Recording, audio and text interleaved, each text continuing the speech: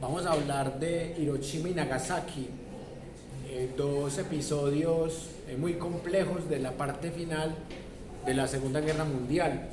En la primera parte de la clase habíamos leído un párrafo de Nat Geo sobre la mención del hecho, pero lo que en ese libro grande de Nat Geo es un párrafo o un pedazo de un párrafo, para los soviéticos es algo más importante porque le dedican un documental que, si bien es corto, sí muestra un grado mayor de denuncia.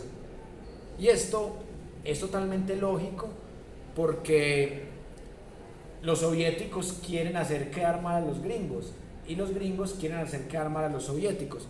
Entonces miren que los gringos y los británicos profundizaban más en el pacto Ribbentrop-Molotov, el pacto entre nazis y soviéticos de no agresión. Y en esta segunda parte de la clase vamos a ver el énfasis que hacen los soviéticos sobre las bombas de Hiroshima y Nagasaki, que mataron a más de 100.000 personas, y por eso quiero que analicemos este documental que vamos a escuchar y a partir de allí sacaremos algunas reflexiones y algunas conclusiones. Así que vamos a ponerle atención. En 1945 se lanzaron dos bombas atómicas sobre las ciudades japonesas de Hiroshima y Nagasaki. En la actualidad existen diferentes opiniones en cuanto a las causas que llevaron a Estados Unidos a usar armas nucleares. No había ninguna justificación militar para el lanzamiento de las bombas atómicas sobre Japón. En el ejército estadounidense era fácil saber que el siguiente objetivo sería la Unión Soviética. Para el plan de octubre de 1945 se habían escogido 20 objetivos en Rusia. En los 70 años que han transcurrido desde el bombardeo de Hiroshima y Nagasaki, un sinfín de libros y películas han presentado muchos argumentos a favor y en contra del lanzamiento de las bombas. Sin embargo, los documentos desclasificados hablan a favor de los argumentos de que el ataque no era una necesidad militar, sino que se pretendía intimidar a la Unión Soviética.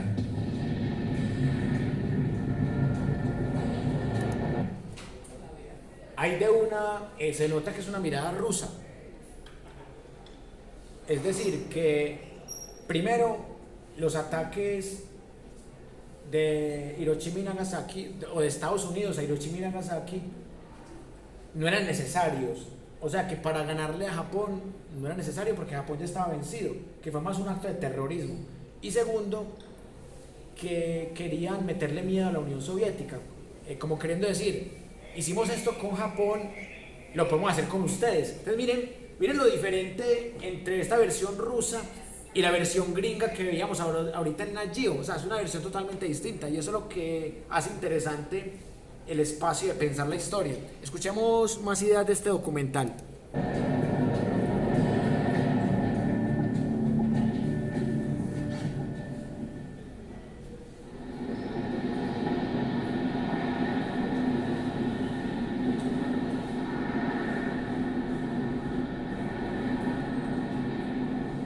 La primera bomba atómica que se usó en una guerra fue lanzada sobre esta ciudad, Hiroshima, el 6 de agosto de 1945. Fallecieron más de 100.000 ciudadanos.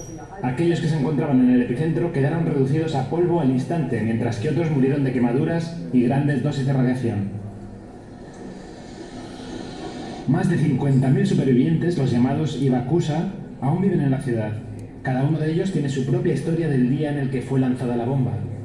Yo me encaminaba a conocer a uno de ellos. ¿Qué casa es? Esta. ¿Sí?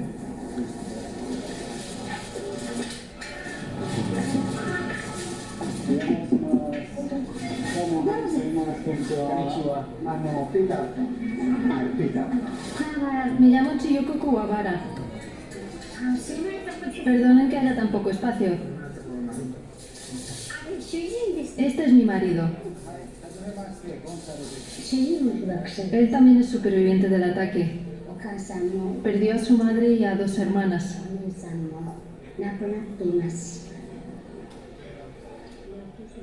Chiyoko Kuwabara era una estudiante de 13 años en aquel entonces. Y yo estaba a punto de descubrir que recordar aquella tragedia le sigue siendo igual de difícil que hace 70 años.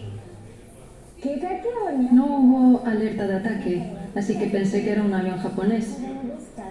Entonces éramos niños. Simplemente nos quedábamos mirando el avión. Y de repente cayó la bomba.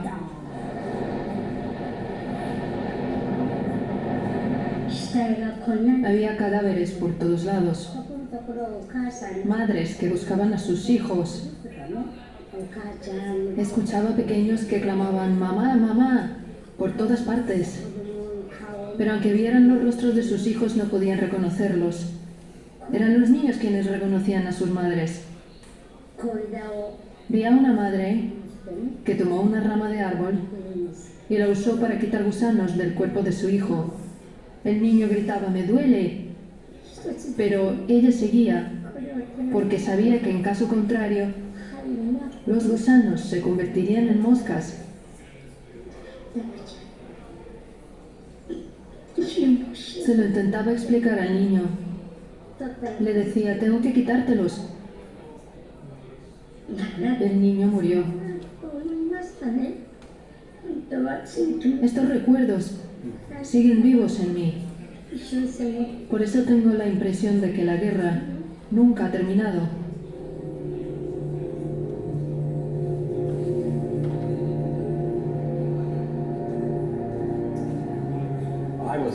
Yo estaba contento de que hubiera funcionado eso para empezar. ¿Sabe? Habíamos estado en una larga guerra, habíamos sido atacados por los japoneses. Los japoneses no eran una gente agradable en aquellos tiempos. La política del gobierno estadounidense de aquel entonces era la de vencer a la nación japonesa. Y yo quería hacer todo lo que estaba en mi mano para colaborar. Fue el presidente Harry S. Truman quien tomó la decisión de arrojar la bomba atómica. Llevaba poco menos de 4 meses en el cargo. Un avión estadounidense ha arrojado una bomba sobre Hiroshima y ha destruido todas sus instalaciones militares. La capacidad destructiva de esta bomba ha sido incrementada de una forma nueva y revolucionaria. Lo que se ha hecho constituye el mayor logro de la historia en el campo de la ciencia organizada.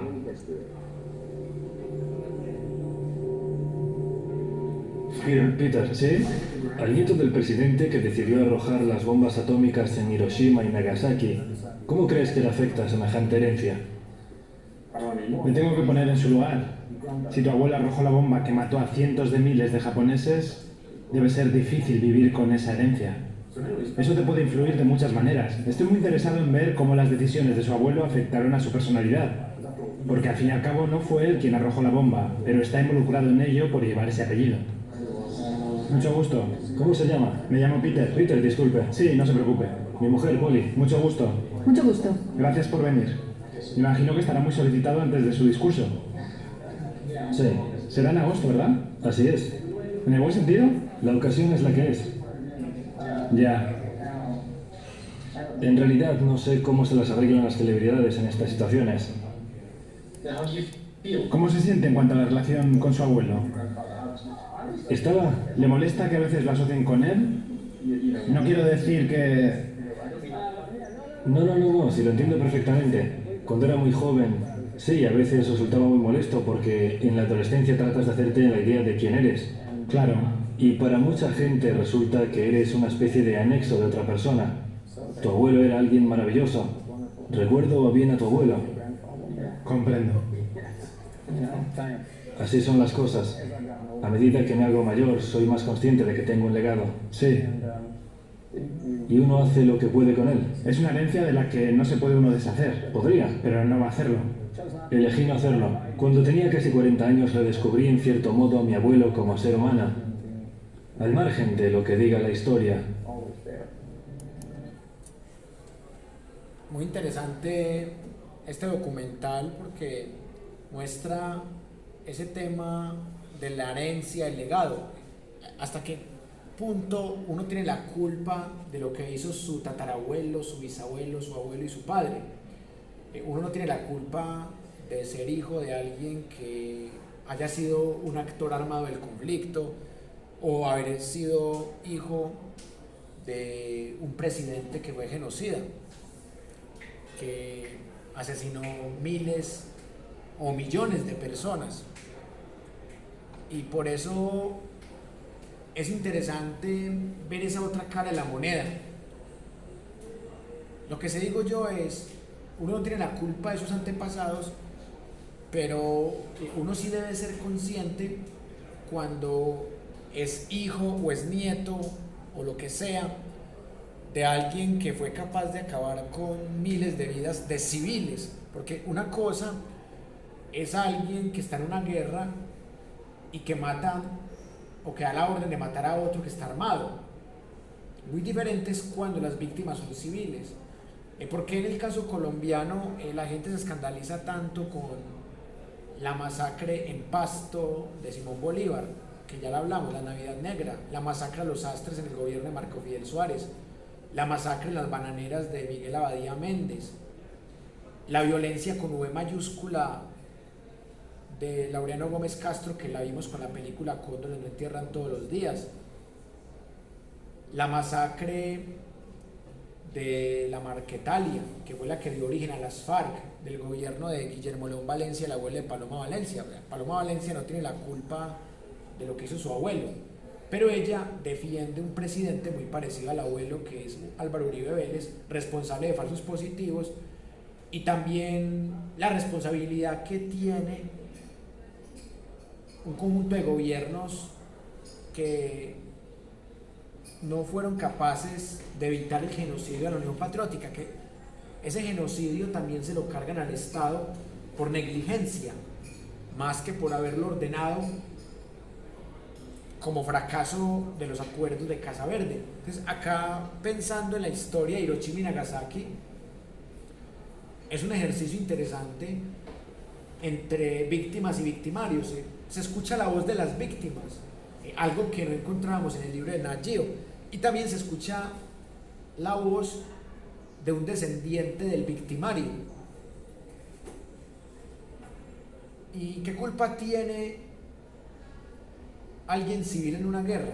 Nada. O sea, el ciudadano gringo que lo obligan a ir a la guerra no tiene la culpa. Los civiles de Hiroshima y Nagasaki o de Tokio no tenían la culpa. Era el imperio que los gobernaba a ellos. Es como decir que tenemos la culpa de que Iván Duque o Uribe hayan sido presidentes. No votamos por ellos. Al menos los que no votamos por ellos tenemos la conciencia tranquila de que no tenemos la culpa de lo que hayan hecho malo.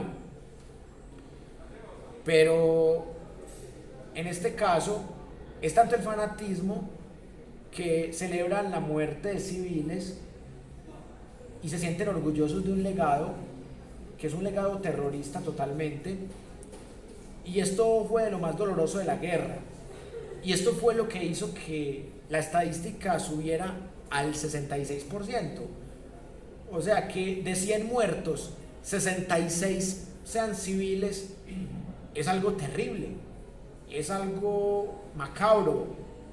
Y yo sé que en la historia no es muy ortodoxo decir adjetivos, pero es que en este caso ya uno ni siquiera habla como historiador, uno habla como un ser humano que le duele que hayan muerto tantas personas inocentes y las secuelas que dejó eso, porque no solamente fueron los muertos, sino los lesionados que quedaron de por vida. Ahora sí, escuchemos la parte final de este documental. Cuando la victoria ya se sentía próxima, los aliados empezaron a prever cómo sería el mundo de posguerra en la conferencia de Potsdam del 18 de julio de 1945. Las relaciones entre Rusia y Estados Unidos habían sido francamente buenas durante el mandato de Roosevelt, pero Truman era una incógnita para Stalin. Esta conferencia marcó un punto de inflexión en las relaciones entre los aliados. Truman entonces le manifestó a Stalin en Potsdam que tenían una nueva arma. No especificó de qué se trataba y creía que Stalin no lo sabía.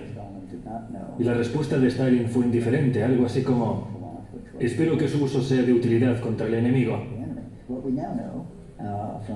Pero ahora sabemos por varias fuentes, incluidas fuentes de la antigua Unión Soviética, que gracias al espionaje, Stalin sabía muy bien de qué hablaba Truman.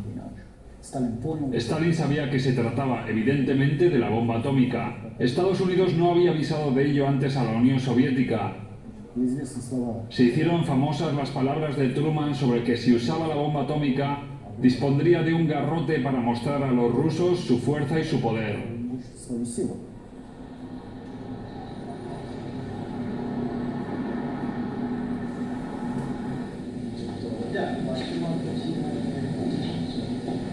¿Qué pone en la tarjeta? Es la tarjeta de visita de Sumiteru, que incluye una foto de las heridas que sufrió tras la explosión de la bomba de Nagasaki. Tenía 16 años. Me encontraba a 2 kilómetros de la zona cero. Estaba caminando y la explosión tuvo lugar a mi espalda. Tras la explosión estuve 3 años y 7 meses ingresado en el hospital. Durante los primeros 21 meses solo pude tumbarme sobre mi pecho. Sumiteru Taniguchi estaba repartiendo el correo cuando la segunda bomba de plutonio, la llamada Fat Man, cayó en Nagasaki. Al alcanzarlo, la explosión le quemó la piel de la espalda y el brazo izquierdo. Las imágenes de sus espantosas heridas se han convertido en icónicas, y Sumiteru es hoy un símbolo vivo de los sufrimientos causados por las bombas. Tenía la espalda completamente quemada hasta los huesos. Algunas partes de mi cuerpo quedaron insensibles. Las costillas se me clavaban en el corazón y en los pulmones. Todavía sigue siendo muy doloroso. En 1959 fundamos una organización de supervivientes de la explosión de la bomba atómica y comenzamos una campaña contra las armas nucleares. Después empecé a ofrecer conferencias sobre el asunto.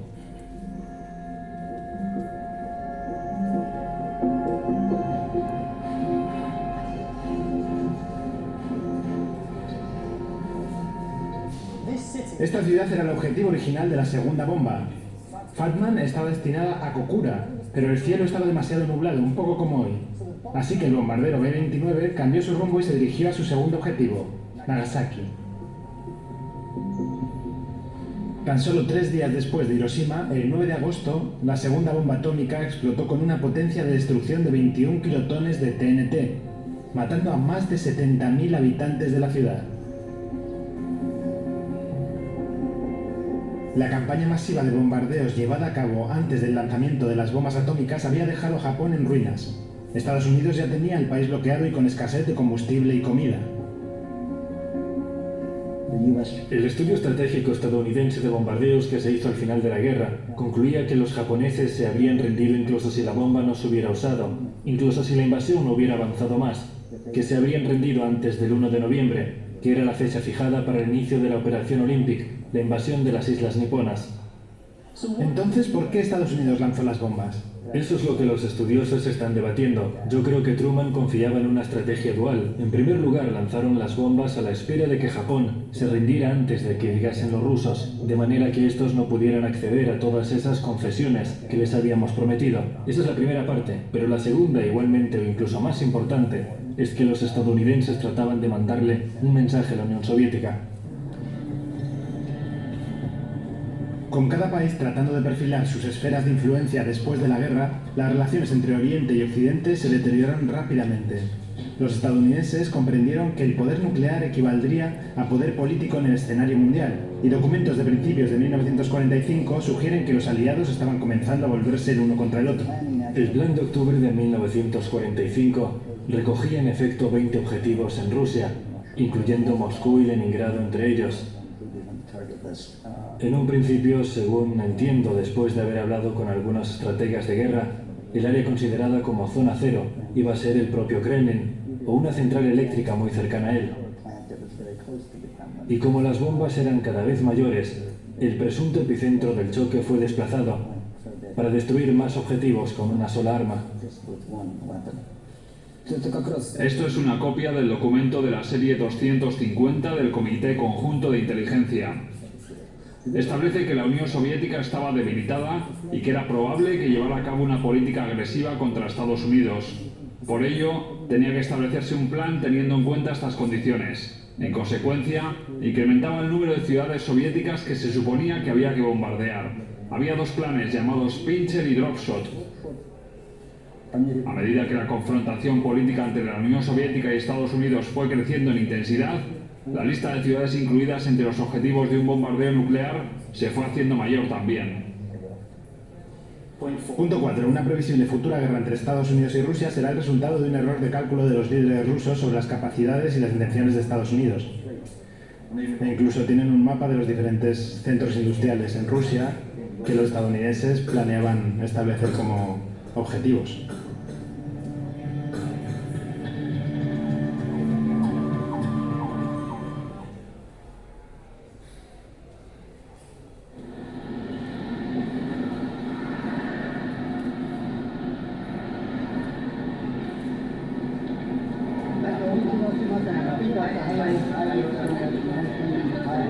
Sanae Ikeda es un superviviente de la bomba de Nagasaki de 82 años.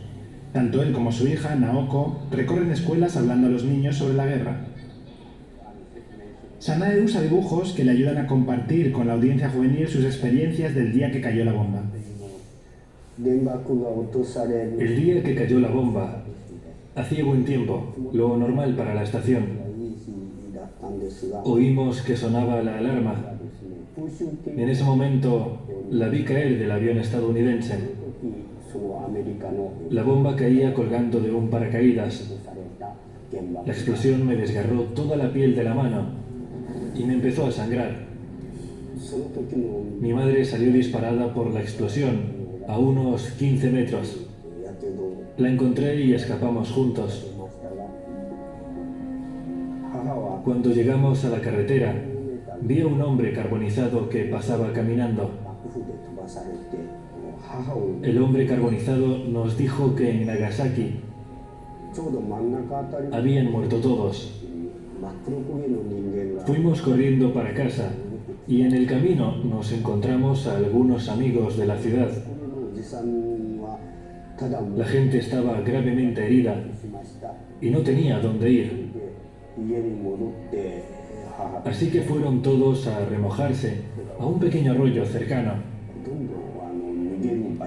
Encontré un cuerpo en el arroyo e inmediatamente supe que era el de mi hermana. Estaba totalmente carbonizada. Tenía la cara completamente desfigurada. Encontré un trozo de tela de unos 10 centímetros de sus pantalones alrededor de su cintura. Todo lo demás se había quemado, pero la parte interior de la tela estaba bien y vi que tenía un dibujo de florecitas y por ese detalle pude saber que era mi hermana. Mi padre y yo nos pusimos a recoger madera. Luego tomamos el cuerpecito de mi hermana Suzuko y lo incineramos en unas tierras cerca de nuestra casa. Mis hermanos también murieron. Solo quedamos mis padres y yo.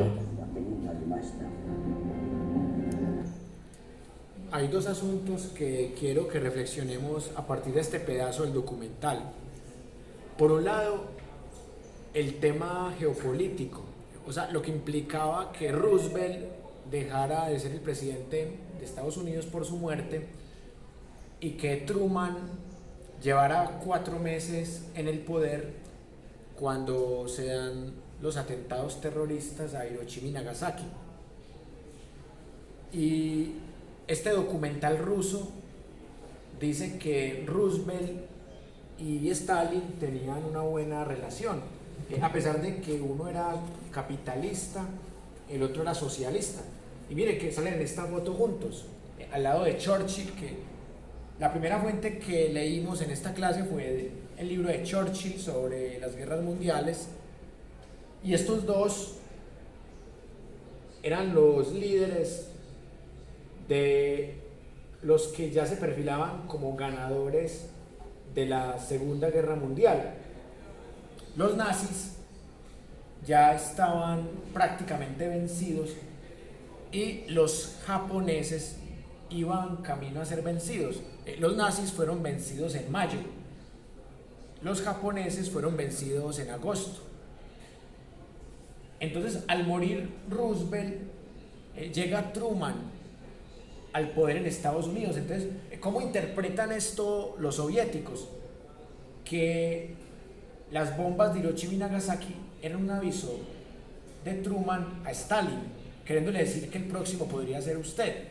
Y hablan del servicio de espionaje de Stalin, que es el que averigua el poder de esas bombas y los planes que podría tener Truman. Y por otro lado, también se escuchan de nuevo las voces de las víctimas, algo muy importante en una guerra en donde el 76% son civiles.